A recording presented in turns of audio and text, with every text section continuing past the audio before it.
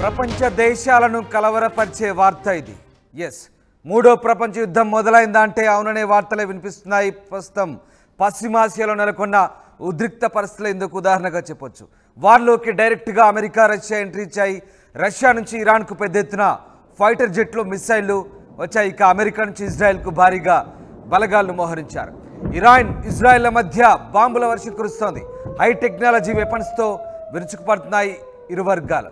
Israel, Hezbollah మధ్య కొనసాగుతున్న war ఇప్పట్లో ముగిసేలా లేదు. ఇజ్రాయెల్ దాడుల్లో లెబనాన్ చెందిన 5గురు మృతి చెందారు. లెబనాన్లోని లెబనీస్ గ్రామంలో ఇజ్రాయెల్ జరిపిన దాడుల్లో 5గురు లెబనాన్ పౌరులు మృతి చెందినట్టుగా తెలుస్తోంది.